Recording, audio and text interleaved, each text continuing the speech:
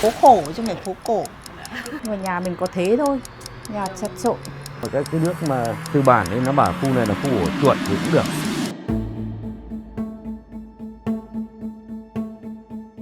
This is Hanoi Old Quarter. Literally, no one would visit the capital city of Vietnam without taking a walk inside this maze of streets. It's the major tourist hub, the hotspot of legendary luxury hotels, upscale restaurants and bars, shopping, anything you can think of an iconic tourist destination. But what I'm going to show you now is another side of its flashy character. A bitter contrast to what people might perceive about this most bustling area of Hanoi lies inside these places, the tube houses. A family of 4 people squeezes into the space of 5 square meters. Kitchen is just enough for 2 people to stand in, no privacy at all for each person. Everything they do, whether sleeping, studying, eating, is restricted inside this little box. Dark passage, tiny living space, endlessly tangled electricity wire running through the wall. These are what you are more likely to see when entering a tube house in the Old Quarter nowadays. But this is what you may not know. It wasn't born that way. How have tube houses been changing? And how do local people nowadays cope with the suffocating living conditions? Let's take a walk and squeeze through one of Hanoi's hidden alleys to find the answers.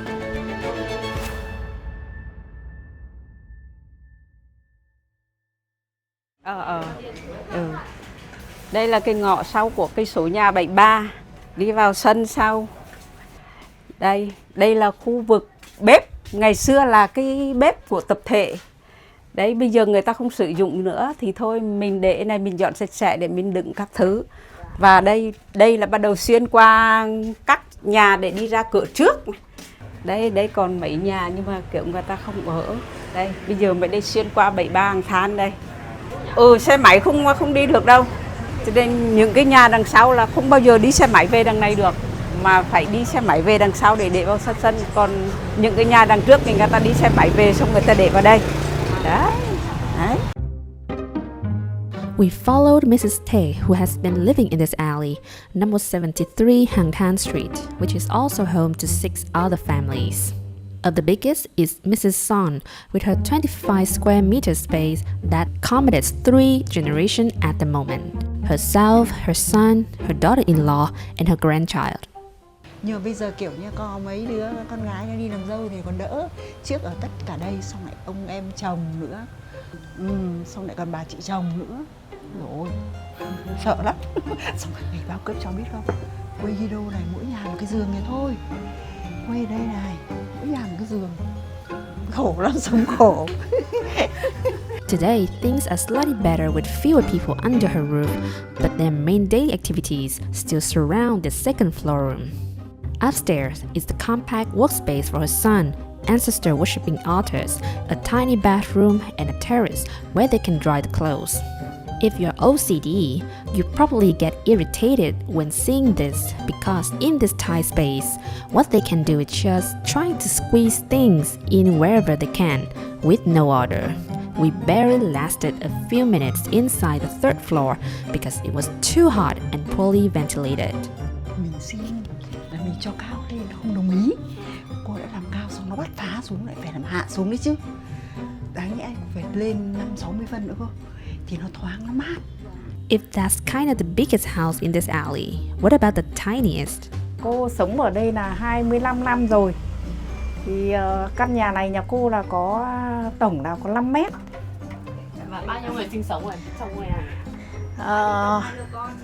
4 người, 2 vợ chồng và 2 đứa con. Bên nhà cô giải chiếu chỉ có 1,2 m. Đấy, giải chiếu 1,2 m, 1,5 m không vừa. There are 4 floors inside Mrs. Luan's house, and they were all connected by this steep and narrow stairway, which allows one person at a time to go. And guess what? You better stay focused on your move, or you'll fall over in the blink of an eye. It's not hard to see these kinds of houses in the Old Quarter. The one that you saw were not even the smallest, but they have one thing in common. These small houses usually belong to a bigger space called the tube house, which accommodates the living space not for just one family, but 2, 3, 4, or even more families, depending on how many people they manage to squeeze in. Alongside the crazy numbers of motorbikes, ultra skinny houses may be witnessed as one of the signature features of Hanoi's old quarter. But is it the truth? Has living in these narrow space with unqualified living condition become a part of the culture for years?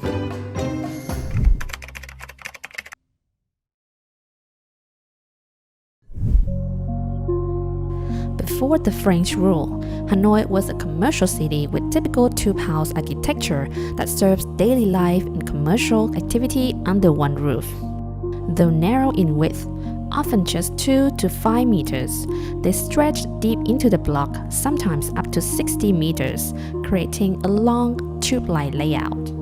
These houses were typically divided into 3 main sections: a storefront facing the street for business, a central living area often lit by a small courtyard or skylight, and a rear section for cooking, storage, or private rooms.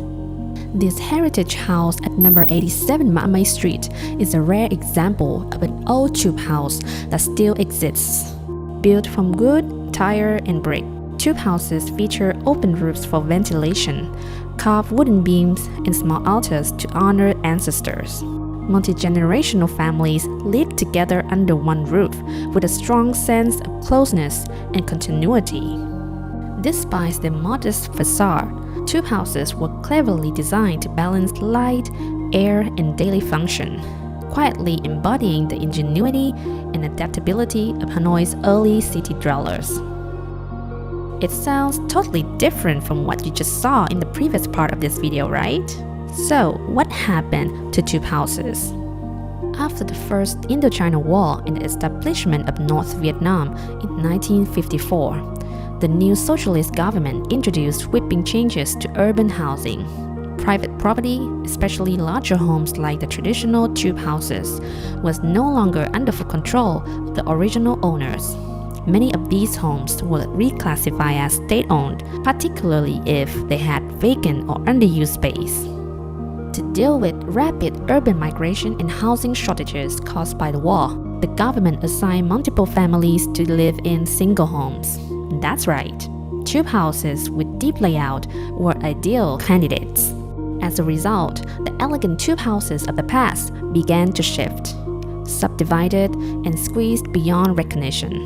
What used to be a home for one family now shelters several, divided by impromptu walls and makeshift floors. The story of Mrs. Son's house is an example. Nói chung là cô về đây làm dâu là hơn 50 năm rồi. Nhưng mà trước đấy là cũng bao nhiêu năm rồi không nhớ nữa. Từ ở đây ra tít đằng sau, cái nhà đằng sau quay là nhà của bố chồng nhà cô.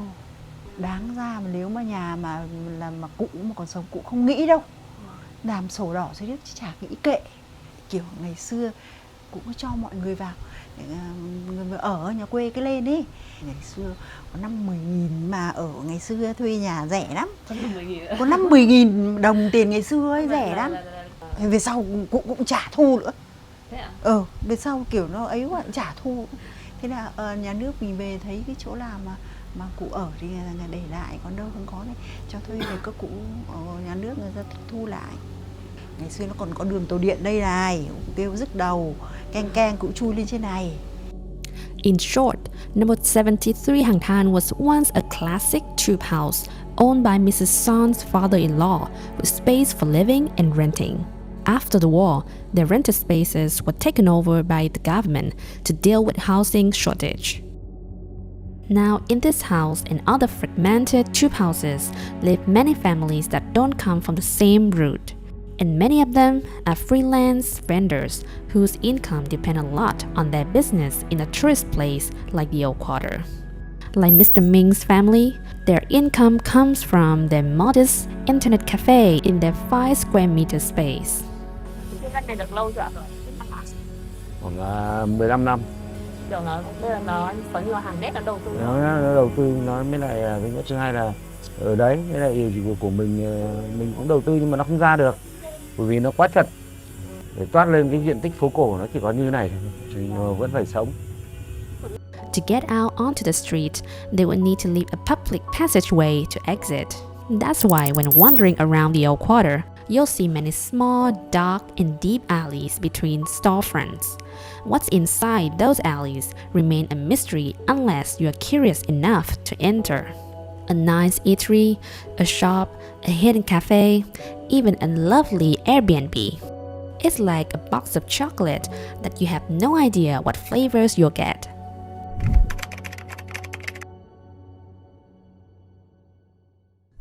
Hanoi's Old Quarter is one of the most densely populated places in Vietnam, with almost 40,000 people per square kilometers, 138 times higher than national average. And many of them are living in houses that were not designed to shelter this many people.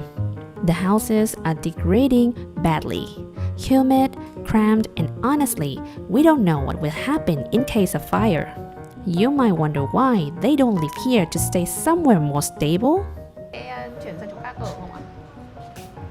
Cũng có ý tưởng, Nhưng mà có ý tưởng nhưng mà vì kinh tế không cho phép. Nhưng mà trong ngõ thì những cái diện tích nhỏ này thì khó. Đấy, bây giờ người ta đua nhau, người ta đi mua chung cư, người ta ở. Đấy. Còn cái bé bé này thì bán đi thì cũng không bao giờ được bằng ở ngoài kia đâu.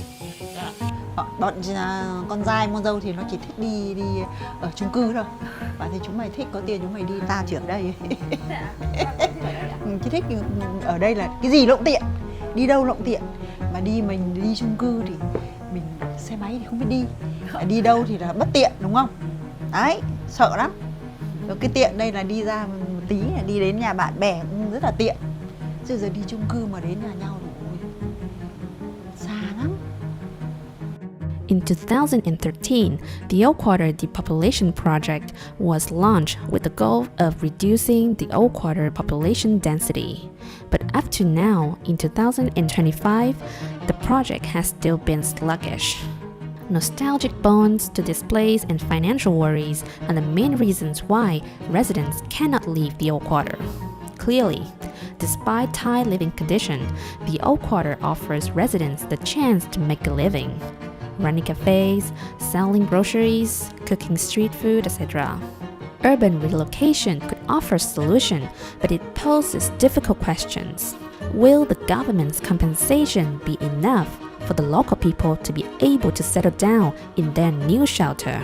Plus, say the project goes through, will the Old Quarter lose its vibrant energy that makes it special in the first place?